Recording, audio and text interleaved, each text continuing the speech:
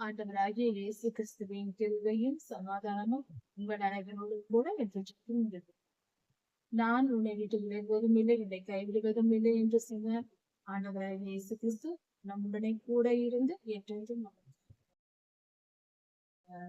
எரேமியா 32ஆம் அதிகாரம் 17ஆம் வசனம் முதல் 44ஆம் வசனம் வரை. எரேமியா ஐயா கர்த்தரை நோக்கி செய்கிற ஜெபமாகிறது இந்த வேதபகுதி. இஸ்ரவேல் தேசம் எருசலேம் பாபிலோன் ராஜாவினால் முற்றுகை போடப்பட்டிருந்தது. எரேமியா தீர்க்கதரிசி ஐயா அரண்மனையின் முற்றத்தில் காவல் வைக்கப்பட்டிருந்தார். அப்பொழுது கர்த்தரை நோக்கி அவர் செய்த ஜெபமாய் இருக்கிறது. எரேமியா ஐயா ஜெபிக்கிறார். கர்த்தராகிய ஆண்டவரே, உம்முடைய மகா பெரிய பலம் உள்ளவர். உம்முடைய பலத்தினாலும் நீட்டப்பட்ட உம்முடைய கரத்தினாலும் இந்த வானமும் பூமியும் உண்டாக்கப்பட்டது. சர்வலோகத்தையும் கர்த்தரே சிருஷ்டித்தார். அப்படி நீர் சிருஷ்டித்த தேவனாய் இருக்கிறீர், நீரே இதை செய்தீர் என்று எரேமியா அறிக்கை செய்கிறார். கர்த்தரே வானத்தையும் பூமியையும் உண்டாக்கினவர் என்று. உம்மாலே செய்யப்பட முடியாத அதிசயமான காரியம் என்று ஒன்று இருக்கிறதா? எந்த லோகத்திலும் எந்த காரியத்திலும் எந்த காலத்திலும் எதையும் செய்ய வல்லவர் நீர். உம்மாலே முடியாத காரியம் என்று ஒன்றும் இல்லை சுவாமி என்று எரேமியா சொல்கிறார். 1000 தலைமுறைகளுக்கு கிருபை செய்கிறவர் அப்பா நீர். ஒன்றல்ல இரண்டல்ல, ஒரு மனிதன் கர்த்தரிடமாய் மனம் திரும்பி கர்த்தருக்கு கீழ்ப்படிந்தால் அந்த ஒரு மனிதனின் நிமித்தம் அந்த மனிதனுடைய தலைமுறைகள் 1000 தலைமுறை வரைக்கும் நீர் இரக்கம் செய்கிறவராய் இருக்கிறீர். அதாவது மனித குலம் தோன்றியதிலிருந்து சுமார் 100-150 தலைமுறைகள் தான் வந்திருக்கிறது. இதுவரை 1000 தலைமுறைகள் எல்லாம் வரவில்லை. ஆனால் 1000 தலைமுறைக்கும் நீர் கிருபை செய்கிறவர், இரக்கம் காட்டுகிறவர் என்று ஐயா சொல்கிறார். அவ்வளவு பெரிய இரக்கம் உடையவர். அதே சமயத்தில் பிதாக்களுடைய அக்கிரமத்தை அவர்கள் பிள்ளைகளிடத்திலும் பிள்ளைகளுடைய பிள்ளைகளிடத்திலும் சரி கட்டுகிறது என்னாயும் இருக்கிறேன். அப்படி பெரியோர்கள் தவறு செய்யும் போது 2-3 தலைமுறைகள் பெரியோர்களின் அக்கிரமத்தை நிமித்தம் 2-3 தலைமுறைகள் அவர்களை நீர் சரி கட்டுகிற சேனைகளின் கர்த்தராக நீர் இருக்கிறீர். நீர் சர்வ வல்லமை உள்ளவர், நீர் கிருபை உள்ளவர், நீர் நீதி உள்ளவர் என்று எரேமியா சொல்லுகிறார். யோசனையில் பெரியவரும் செயலில் வல்லவருமாய் இருக்கிறீர். நீர் உம்முடைய யோசனைகள், நீர் நினைக்கிற நினைவுகள் மிகவும் பெரியதா இருக்கிறது சுவாமி. உம்முடைய நினைவுகள் மிகவும் பெரியது. யோசனையில் நீர் பெரியவர், செயலில் நீர் வல்லவர். ஒரு செயலை செய்வதற்கு எல்லா வல்லமையும் உமக்கு இருக்கிறது சுவாமி. நீர் நினைத்தால் எதையும் செய்தீர். நல்ல யோசனைகளை நீர் செய்வீர், சிந்தித்து செயல்படுவீர். செயலிலும் நீர் சிறந்தவர் சுவாமி என்று சொல்லுகிறார். ஞானத்திலும் வல்லமையிலும் அவரே பெரியவர் என்று எரேமியா அறிக்கை செய்கிறார். அவனவனுக்கு ஒவ்வொரு மனிதனுக்கும் அவனவனுடைய வழிக்கு தக்கதாகவும் அவனுடைய செயல்களுக்கு தக்கதாகவும் பலனளிக்க ஒவ்வொரு மனிதனுடைய நினைவுகளின் படியையும் அந்த மனிதர்களின் செயல்களின் படியையும் ஒவ்வொருவர் என்னென்ன நினைக்கிறார்கள், எப்படி எப்படி செயல்படுகிறார்கள் என்பதை கவனித்து பார்த்து, அதாவது அவர்களுக்கு நியாய தீர்ப்பு கொடுப்பதற்காக நீர் எப்பொழுதும் மனிதர்கள் மேல் கண்ணோக்கமா இருக்கிறீர். நீர் கவனித்துக் கொண்டே இருக்கிறீர் சுவாமி. இதன் பொருள் என்னவென்றால், ஒரு சிறிய ஒரு காரியத்தை நாம் சற்று நிதானித்துக் கொள்ளணும்.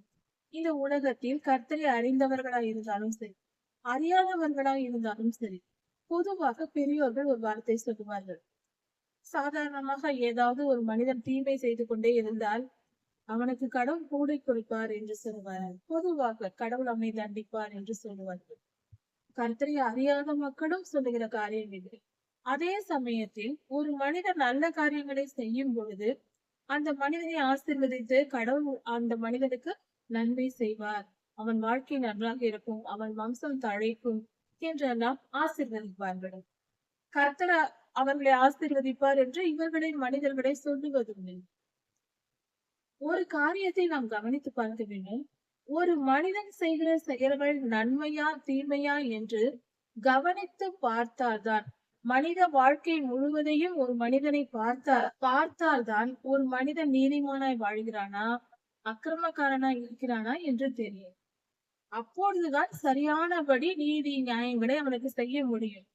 ஒருவன் தீமை செய்து கொண்டே வாழ்கிறான் என்றால் அவனை கவனிக்காவிட்டால் அவன் செய்யும் தீமை கர்த்தருக்கு எப்படி தெரியும்? ஒருவன் நல்லவனாக வாழ்கிறான் என்றாலும் அதை கவனிக்காவிட்டால் அவனுக்கு சரியான நியாய தீர்ப்பை கர்த்தர் எப்படி கொடுக்க முடியும்? அந்த நீதிக்கேற்ற பலனை எப்படி அந்த மனிதனுக்கு தர முடியும்? கவனித்தால்தான் முடியும். அப்படி என்றால் இந்த உலகத்தில் இருக்கிற ஒவ்வொரு மனிதனும் இந்த வேத வசனம் அதைதான் துல்லியமாக நமக்கு எடுத்து காட்டுகிறது. கர்த்தர் கண்ணோக்கமாய் இருக்கிறாராம் மனிதர்கள் மேல்.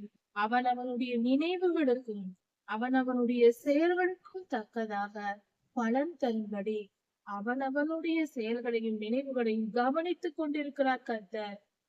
செயல்களை மட்டுமல்ல, நம் மனதில் என்ன நினைக்கிறோம் என்பதையும் கர்த்தர் கவனித்துக் கொண்டிருக்கிறார். ஏசாயா 14 எசேக்கியேல் 28 பார்க்கும்போது சாத்தான் தன் இருதயத்தில் லூசிபர் என்று கேருபாய் இருந்த தேவதூதன் தன் இருதயத்தில் பெருமையாக நினைத்தானாம். அவன் ஒன்றும் செயலெல்லாம் செய்யவில்லை. அவன் நினைத்தால் அவன் நினைத்ததை பார்த்தே கர்த்தர் நியாயத்திற்கு கொடுத்தார் என்று வேதம் சொல்லுகிறது. மனிதனின் நினைவுகளையும் நியாயத்திற்கு அவராய் கர்த்தர் இருக்கிறார். நாம் நினைக்கத்தானே செய்கிறோம், செயலில் நாம் எதுவும் செய்யவில்லையே என்று நினைக்க கூடாது. ஒரு மனிதன் ஒரு ஆண் ஒரு பெண்ணை இச்சையோடு பார்த்தாலே அவன் அந்த பெண்ணோடு பாவம் செய்து விட்டான், விபச்சாரம் செய்து விட்டான் என்று வேதம் சொல்லுகிறது. மத்தேயு 5, 6, 7 அதிகாரங்களில் மனல் உபதேசங்களில் இந்த வார்த்தை கொடுக்கப்பட்டிருக்கிறது. யோசித்து பார்ப்போம். மனதில் நினைத்தாலே பாவம், இச்சையை நினைத்தாலே பாவம் என்று கர்த்தர் சொல்லுகிறார். ஒருவன் பொருளை நாம் இச்சிக்கும் போது, ஒருவனுடைய கார் இருக்கிறது, அழகாய் இருக்கிறது, அதை அபகரிக்க வேண்டும் என்று நினைத்தால், இச்சித்தால், அடுத்தவன் பொருள் மேல் ஆசைப்பட்டால், அதை அடைய வேண்டும் என்று நினைத்தால், நினைக்கும் போதே அது பாவம். கர்த்தர் நமக்கு நியாயத்திற்கு கொடுப்பார் என்று வேதம் சொல்லுகிறது. கவனித்து பார்ப்போம். நம் நினைவுகளையும் நம் செயல்களையும் நியாயத்திருக்கிற தேவன் நமக்கு இருக்கிறார். புரிந்து கொண்டு நாம் நடக்க வேண்டும். கர்த்தர் அப்படிப்பட்டவர் என்று எரேமியா இது சொல்கிறார். இந்த வசனத்தில் கர்த்தர் நம்மை எப்பொழுதும் பார்த்து கொண்டிருக்கிறார் என்ற மிக துல்லியமான வெளிப்படையான ஒரு வார்த்தை இங்கு கொடுக்க. இஸ்ரவேலிலும் மற்ற மனுஷருக்குள்ளும் அநேக அற்புதங்களையும் அடையாளங்களையும் கர்த்தர் செய்து தமக்கு நித்திய கீர்த்தியை உண்டு பண்ணியிருக்கிறார். அநேகம் கர்த்தரை அறியாத மக்களும் கூட கர்த்தருடைய வல்லமையினால் நோய்கள் குணமாவது, பல பாடுகள் நீங்கி தங்கள் வாழ்க்கையை நன்மை பெற்றுக் கொண்டவர்கள் அநேகர் உண்டு. கர்த்தருடைய பிள்ளைகளும் சரி, கர்த்தரை அறியாத மக்களும் கூட கர்த்தருடைய ஆசீர்வாதத்தை ருசித்திருக்கிறார்கள். இப்படி எல்லாம் நடந்திருக்கிறது. அதை தான் இங்க எளிமையா சொல்லிட்டார். இஸ்ரவேலுக்குள்ளும் மற்ற மனுஷருக்குள்ளும் உன்னுடைய அடையாளங்களும் அற்புதங்களும் அநேகம் சுவாமி, அநேகம் செய்திருக்கிறீர். இப்படி எகிப்து தேசத்திலே நீர் செய்தீர், இஸ்ரவேலருக்குள்ளும் செய்தீர், அந்நியருக்குள்ளும் செய்து நித்திய கீர்த்தியை உமக்கு உண்டு பண்ணியிருக்கிறீர். நீரே தெய்வம் என்று எல்லோரும் உணர்ந்து கொள்ளும்படியாக எகிப்து தேசத்தில் நீர் செய்தீர் சுவாமி. நித்திய புகழ்ச்சி, நிரந்தரமான புகழ்ச்சியை உமக்கென்று உமக்காக ஏற்படுத்தி இருக்கிறீர் என்று எரேமியா ஜெபிக்கிறார். இஸ்ரவேலராகிய உன்னுடைய ஜனத்தை எகிப்து தேசத்தில் இருக்கும் பொழுது இஸ்ரவேலர்களை நீர் அநேக அடையாளங்களினாலும் அற்புதங்களினால் பலத்த கையினாலும் ஓங்கிய புயத்தினாலும் மகா பயங்கரத்தினாலும் எகிப்து தேசத்திலிருந்து புறப்பட பண்ணினீர். கர்த்தர் எகிப்து தேசத்திலிருந்து இஸ்ரவேலரை புறப்பட பண்ணும் போது 10 விதமான வாதைகளை அனுப்பினார். கர்த்தருடைய நாமம் மகிமைப்படும்படியாக அந்த எகிப்தில் மிகப்பெரிய அடையாளங்களையும் அற்புதங்களையும் செய்து கர்த்தர் இஸ்ரவேலரை திருப்பி கொண்டு வந்தார். இஸ்ரவேலருடைய பிதாக்களுக்கு நீர் சொல்லி இருந்தீர், பாலும் தேனும் ஓடுகிற கானானை நான் உங்களுக்கு தருவேன் என்று சொல்லி இருந்தீர் சுவாமி. அதே போல எகிப்திலிருந்து புறப்பட பண்ணி அவர்களுக்கு நீர் கானான் தேசத்தை, இந்த தேசத்தை அவர்களுக்கு நீர் கொடுத்தீர். அந்த தேசத்திற்குள் அவர்கள் நுழைந்து அதில் சேர்ந்து அவர்கள் அதை சுதந்திரித்துக் கொண்டார்கள், தங்களுடையதாக்கி கொண்டார்கள். ஆனாலும் அப்படி உம்முடைய ஆசீர்வாதத்தை பெற்றுக்கொண்ட கானானுக்குள் வந்த இஸ்ரவேலர்கள் உம்முடைய வார்த்தைக்கு செவி கொடுக்கவில்லை சுவாமி. நீர் சொன்ன கர்த்தருடைய நீர் சொன்ன உம்முடைய கட்டளைகளுக்கு அவர்கள் கை கொண்டு நடக்கவில்லை, கடைபிடிக்கவில்லை. உம்முடைய வார்த்தைக்கு செவி கொடாமலும் நியாய பிரமாணத்தின்படி நடக்காமலும் நீர் அவர்களுக்கு கற்றுக் கொடுத்த எதையுமே ஒன்றை கூட செய்யாமலும் விட்டுவிட்டார்கள் சுவாமி. நீர் சொல்லிக் கொடுத்த எந்த சட்ட திட்டங்களுக்கும் ஒன்றுக்கு கூட அவர்கள் கீழ்ப்படியவில்லை சுவாமி. அதாவது 0 மதிப்பெண்கள் பெற்றுவிட்டார். கர்த்தருடைய வார்த்தை ஒன்றையும் கடைபிடிக்கவில்லை. ஏதாவது 1-2 குறை இருந்தாலும் கர்த்தரிடத்தில் இரக்கம் கேட்கலாம், சுவாமி இதில் ஒரு சிறு தவறு செய்துவிட்டோம் என்று விட்டுவிட்டோம் என்று. ஒன்றை கூட கேட்கவில்லை. கர்த்தர் 10 கட்டளைகளை கொடுத்தார், நியாய பிரமாணத்தை கொடுத்தார், பண்டிகை ஆசிரியர்களை கொடுத்தார், பலியிடும் முறைமைகளை கற்றுக் கொடுத்தார். எல்லாவற்றையும் கற்றுக் கொடுத்து இதை செய் என்று சொல்லும் போது இதை எதையுமே கடைபிடிக்காமல் இஸ்ரவேலர்கள் விட்டுவிட்டார்கள்.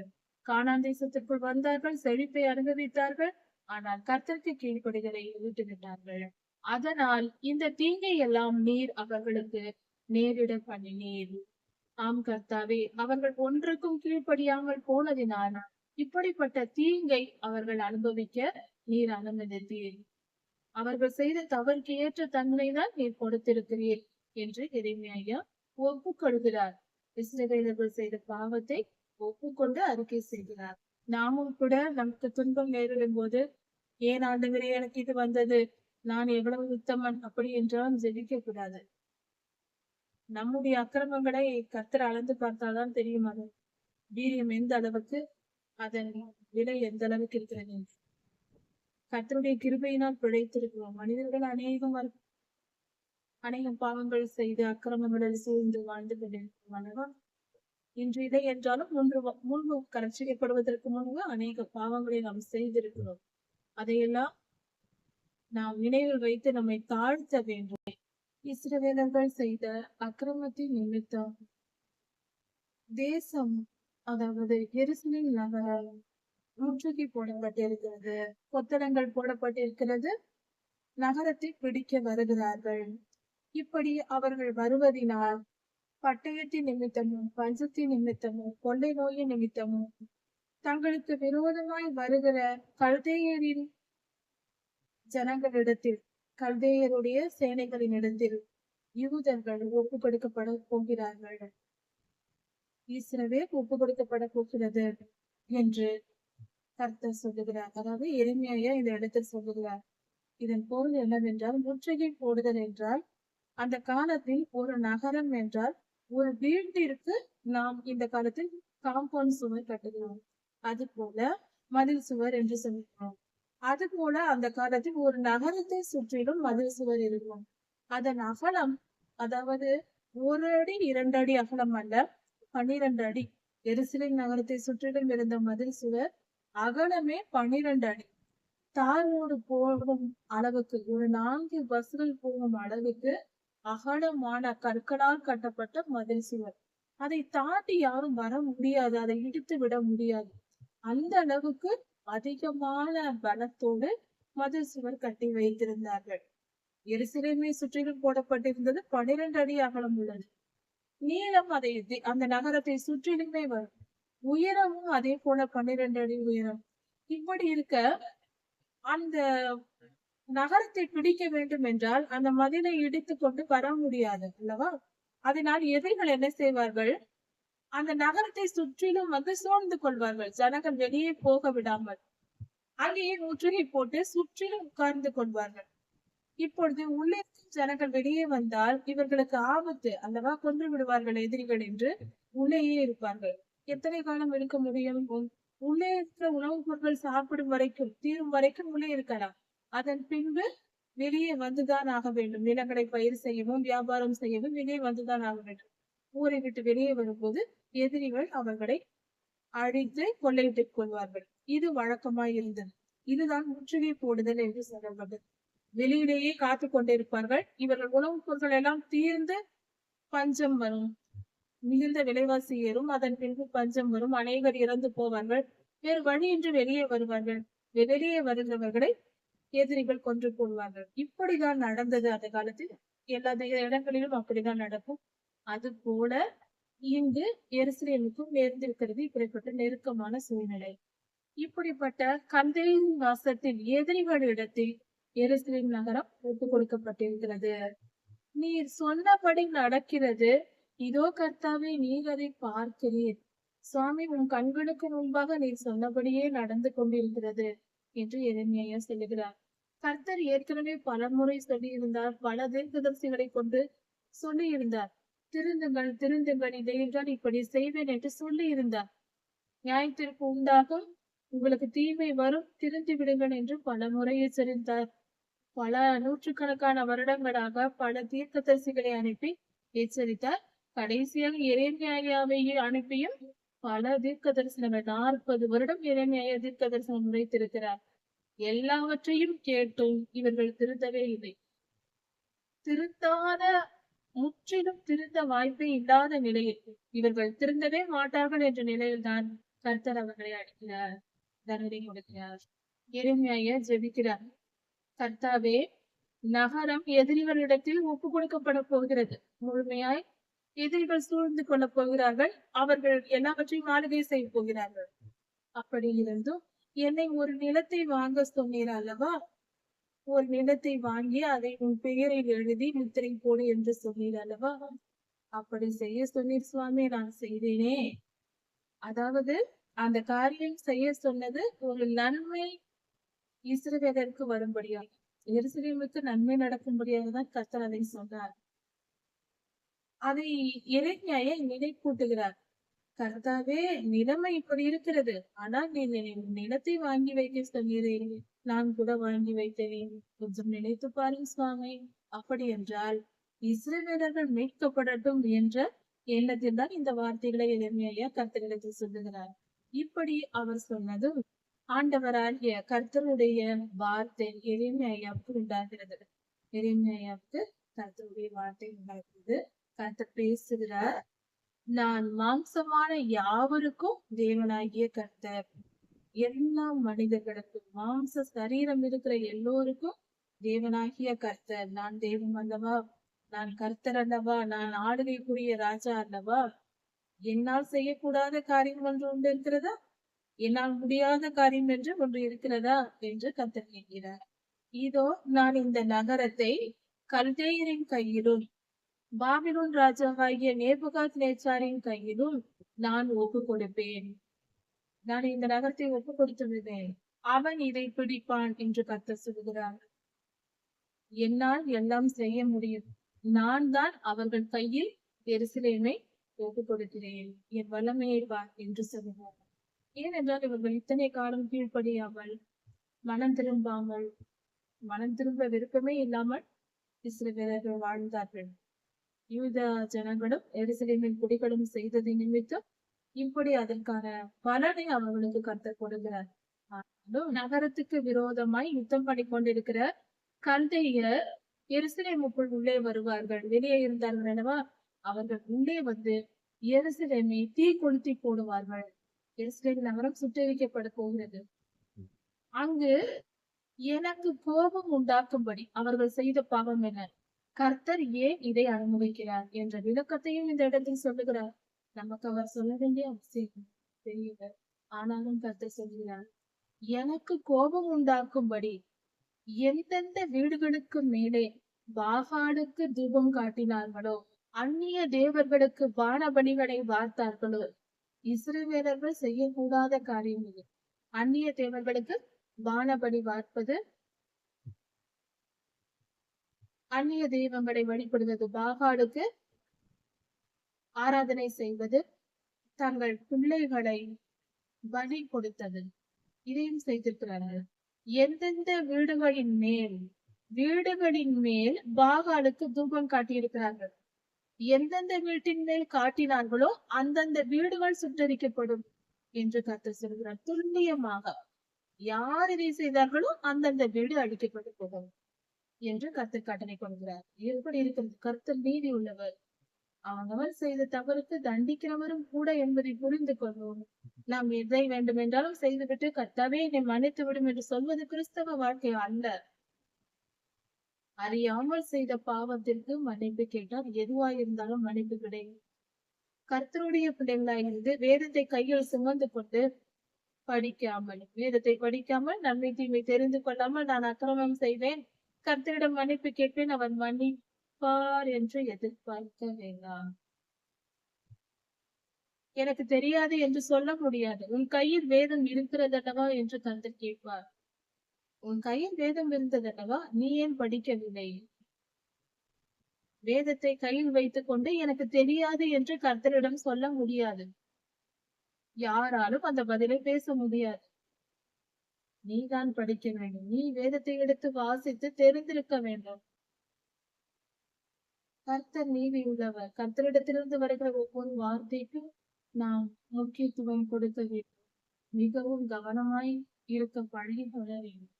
இஸ்ரவேல் புத்திரரும் யூதா புத்திரரும் தங்கள் சிறு வயது முதல் பொல்லாம்பை செய்து எனக்கு கோபமூட்டிக் கொண்டே இருந்தார்கள். சிறு வயது முதலே அவர்கள் செய்கிற செயல்கள் எல்லாம் பொல்லாப்புதான், தீமையான காரியங்கள், கர்த்தருக்கு பிரியமில்லாத காரியங்கள். இப்படி செய்து அவர்கள் என்னை கோபமூட்டிக் கொண்டே வந்தார்கள். சிறு வயது முதலே இப்படி செய்கிறார்கள். அவர்கள் செய்கைகளினால் இஸ்ரவேலின் புத்திரர்கள் அவர்கள் செய்கைகளினால் எனக்கு கோபத்தையே மூட்டிக் கொண்டு வந்தார்கள் என்று சரி கர்த்தர் சொல்லுகிறார். அவர்கள் இந்த நகரத்தை உண்டாக்கினது முதற்கொண்டு எப்பொழுது எருசலேம் கட்டப்பட்டதோ அப்பொழுதிலிருந்து எனக்கு கோபம் உண்டாகவும் உக்கிரம் உண்டாகவும் நான் அதை என் முகத்தை விட்டு அகற்றுவதற்கு ஏற்ற காரியங்களையே அவர்கள் செய்தார்கள் என்று கர்த்தர் சொல்கிறார். இதை சற்று கவனித்து பார். தாவீதையாவின் காலத்தில் தேவாலயம் கட்டப்படவில்லை. சாலமோன் ராஜா கட்டினார். தேவாலயம் கட்டப்பட்டது. எருசலேம் நகரம் கட்டப்பட்டு வந்தது. தாவீதையாவின் காலத்திற்கு பின்பு இதெல்லாம் உருவானது. அப்பொழுதிலிருந்தே சாலமோன் ராஜா தேவாலயம் கட்டும் வரைக்கும் கர்த்தருக்கு பரிசுத்தமாய் கர்த்தருக்கு கீழ்ப்படிந்து வாழ்ந்தார், கட்டி முடித்தார், கர்த்தருடைய ஆசீர்வாதத்தை பெற்றுக் கொண்டார். ஆனால் அதன் பிறகு அநேக பெண்களை மணந்து தங்கள் சத்துருக்களின் அந்நிய பெண்களை மணந்து திருமணம் செய்து கொண்டு அவர்களுக்காக இஸ்ரேல் தேசம் முழுவதும், அதாவது எருசலேமின் மூளை முடுக்கெல்லாம் எல்லா இடங்களிலும் பொல்லாத ஆவிகளுக்கு அந்நிய தேவர்களுக்கு பலிபிடங்களை உண்டாக்கி பலி செலுத்தி விக்கிரகாராதனைக்கு இடம் கொடுத்த ராஜாதான் சாலமோன் ராஜா. தேவாலயம் கட்டி முடிக்கும் வரைக்கும் அவர் பரிசுத்தமாய் இருந்தார். அவரது காலத்திலேயே அவரே இப்படிப்பட்ட காரியங்களை செய்தார். இது கர்த்தருக்கு அருவருப்பான கோபமூட்டும் செய்யும். அப்பொழுதிலிருந்து இப்பொழுது வரைக்கும் இப்படிதான் செய்து கொண்டிருக்கிறார்கள் என்று கர்த்தர் சொல்லுகிறார். எரேமியா தீர்க்கதரிசியின் காலம் வரைக்கும், சிதேக்கியா ராஜா வரைக்கும், யூதாவின் ராஜாவாகிய சிதேக்கியா காலம் வரைக்கும் எனக்கு பொல்லாப்பு உண்டாகும்படி, எனக்கு கோபமூட்டும்படிக்கு இஸ்ரவேல் புத்திரரும் யூதா புத்திரரும் அவர்கள் ராஜாக்களும் அவர்கள் பிரபுக்களும் அவர்கள் ஆசாரியர்களும் தீர்க்கதரிசிகளும் யூதாவின் குடிகளும் எருசலேமின் குடிகளும் செய்த எல்லா பொல்லாப்புகளினாலும் அதன் நிமித்தம் இப்படிப்பட்ட நிலை உண்டாகும், இப்படிப்பட்ட தீமை வரும் என்று கர்த்தர் சொல்கிறார். இவர்கள் எல்லாம் செய்த தீமையினால் அதற்கு பலனாக கர்த்தர் தண்டுகிறார். எனக்கு அவர்கள் முகத்தை அல்ல முதுகை காட்டினார்கள்.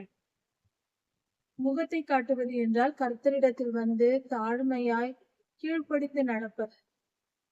அப்படி அவர்கள் என் முகத்தை காட்டாமல் என்னை மதிக்கவில்லை. எனக்கு முகத்தை காட்டாமல் முதுகை காட்டினார்கள். எனக்கு அடங்காமல் போனார்கள். என் பேச்சை கேட்காமல் திரும்பி போனார்கள். எனக்கு முதுகை காட்டி போனார்கள் என்று சொல்கிறார். வேதனையோடு சொல்கிறார். ஏற்கனவே நான் அவர்களுக்கு உபதேசித்தும் அதற்கு செவி கொடுக்கவில்லை. எத்தனை முறை நான் அவர்களுக்கு சொல்லியும் அதற்கு அவர்கள் காது கொடுத்து கேட்கவில்லை. அவர்கள் என் நாமம் தரிக்கப்பட்ட தேவாலயத்தை தீட்டுப்படுத்தும்படிக்கு அதில் அருவருப்பான காரியங்களை கொண்டு வந்து வைத்தார்கள்.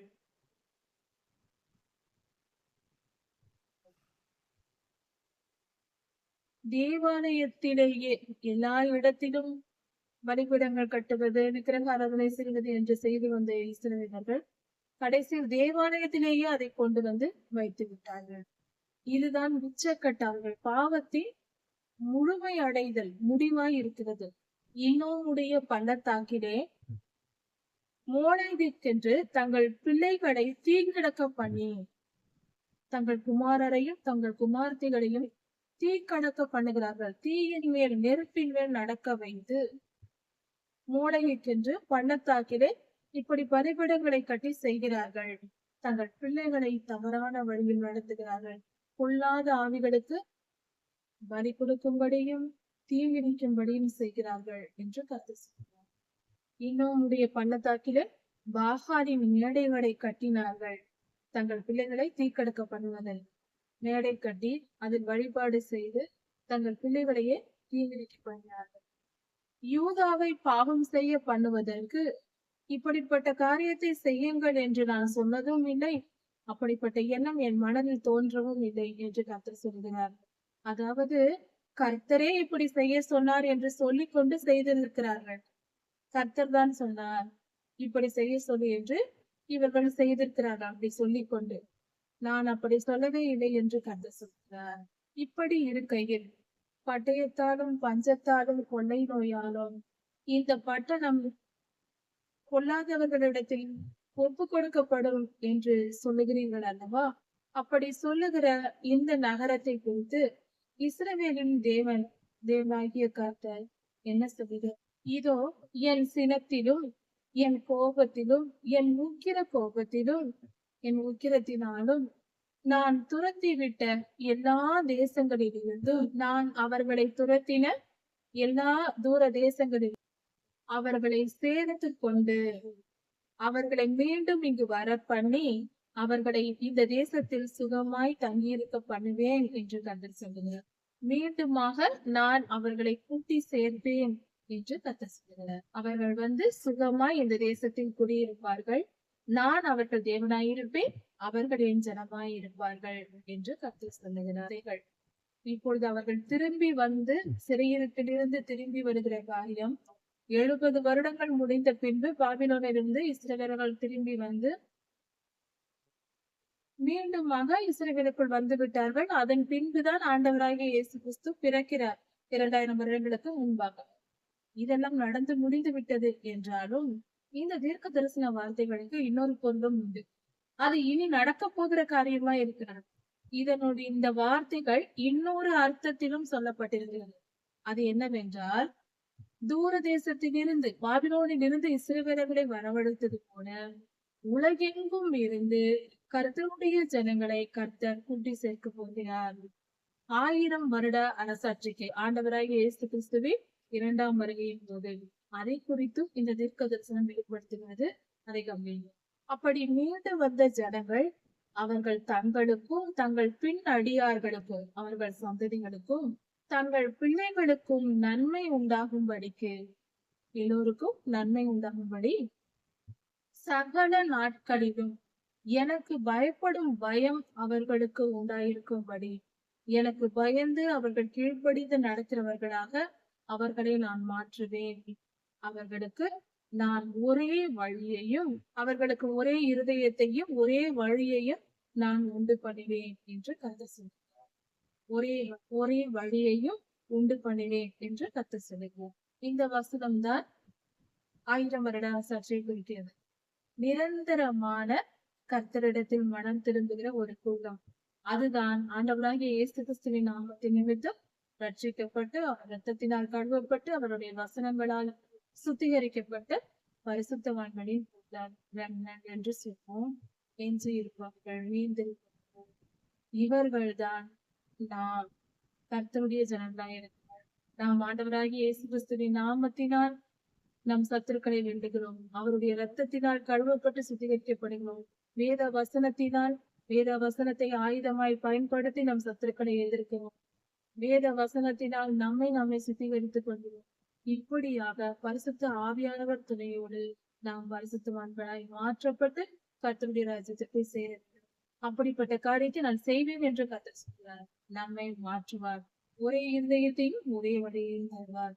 அந்த வழி ஆண்டவராகிய இயேசு கிறிஸ்துவே நம் ஆண்டவர் தான். அவர்களுக்கு நன்மை செய்யும்படி அவர்களை விட்டு நான் பின்வாங்குவதில்லை என்று நித்திய உடன்படிக்கையை அவர்களோடு உண்டு பண்ணி கர்த்தர் நிரந்தரமான ஒரு உடன்படிக்கையை நம்மோடு செய்ய போகிறார். அது என்னவென்றால், நம்மை விட்டு அவர் விலகுவதில்லை. எப்பொழுதும் நன்மை செய்யும்படி அவர் நம்மோடு கூட இருக்க போகிறார். நம்மை விட்டு அவர் பின்வாங்குவதில்லை என்று நித்திய உடன்படிக்கை செய்ய போகிறார். அதுதான் நாம் கர்த்தரோடு இணைந்து ரட்சிக்கப்படுகிற ஜனங்களின் உடன்படிக்கை. அதாவது புது உடன்படிக்கை. ஆண்டவராகிய இயேசு கிறிஸ்துவின் திரு சரீரத்தையும் இரத்தத்தையும் பூசிக்கிற திருவிருந்து என்னும் கர்த்தருடைய பந்தியில் நாம் சேரும் அந்த உடன்படிக்கை. அப்படி அவர்களோடு உடன்படிக்கை செய்து அவர்கள் என்னை விட்டு போகாதபடிக்கு என்னை பற்றின பயத்தை நான் அவர்களுக்கு உண்டு பண்ணுவேன் என்று கர்த்தர் சொல்கிறார். கர்த்தருக்கு பயப்படாததினால் தான் பாவம் செய்து அழிந்து போகிறோம் அல்லவா? அதனால் கர்த்தர் எனக்கு பயப்படுகிற பயத்தை நான் அவர்களுக்கு உண்டு பண்ணுவேன் என்று சொல்கிறார். அவர் வல்லமையை காண்பித்து நம்மை அடக்கி திருத்தி நம்மை காப்பதற்காக அவர்களுக்கு நன்மை செய்யும்படி அவர்கள் மேல் சந்தோஷமாய் இருந்து கர்த்தர் சொல்லுகிறார். நமக்கு நன்மை செய்வதற்காக நம்மேல் எப்பொழுதும் சந்தோஷமாய் இருந்து முழு இருதயத்தோடும் முழு மனதோடும் முழு ஆத்துமாவோடும் கர்த்தருடைய முழு ஆத்துமாவோடும் அவர் முழுமையான அன்பை நமக்கு செலுத்தி நம்மை அவருடைய தேசத்தில் நிலைக்க பண்ணுவார். நித்திய ஜீவனின் பரலோகத்தில் நம்மை சேர்த்துக் கொள்வார் என்று போகும். நான் இந்த ஜனத்தின் மேல் அவர்கள் கீழ்ப்படியாவிட்டால் நான் இந்த ஜனத்தின் மேல் தீங்கை வரப்பண்ணுவேன் என்று சொன்னேன் அல்லவா? அதன்படியே செய்தேன் அல்லவா?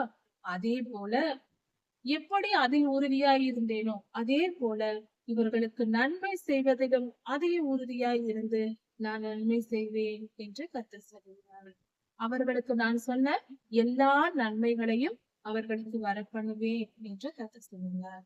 மனுஷனும் மிருகமும் இல்லாமல் பாழாய் போயிற்று என்று சொல்லப்பட்ட இந்த நகரம் எருசலேம் நகரம் கல்தையரிடத்தில் ஒப்பு கொடுக்கப்பட்டு போயிற்று என்று சொல்லப்பட்ட இந்த நகரம் மீண்டும் விற்கப்படும். எப்படி எரேமியா நிலத்தை வாங்கினாரோ அதே போல இஸ்ரவேலர்கள் மீண்டுமாய் தங்கள் தேசத்தை விலைக்கு வாங்கி சுதந்திரித்துக் கொள்வார்கள் என்று சொல்லப்பட்டது. பென்னிமேன் தேசத்திலும் எருசலேமின் சுற்றிலும் இருக்கிற பட்டணங்களிலும் யூதாவின் பட்டணங்களிலும் காடான பட்டணங்களிலும் மலைக்காடான பட்டணங்களிலும் பள்ளத்தாக்கான பட்டணங்களிலும் தென் திசை பட்டணங்களிலும் நிலங்கள் விலைக்கிரயமாக கொல்லப்படும். அப்படி வாங்குகிற பத்திரங்கள் விலைக்கு வாங்குகிற பத்திரங்கள் கையெழுத்திடப்படும். பத்திரங்கள் வாங்குவதும் அதை எழுதுவதும் கையெழுத்திடுவதும் விலைக்கிரயம் கொடுப்பதும் இப்படிப்பட்ட காரியங்கள் எருசலேமில் நடக்கும், அநேக இடங்களில் நடக்கும் என்று கர்த்தர் சொல்லுகிறார். அவர்கள் சிறையிருப்பை நான் திருப்புவேன் என்று கர்த்தர் சொல்லுகிறார். ஆமென், அல்லேலூயா.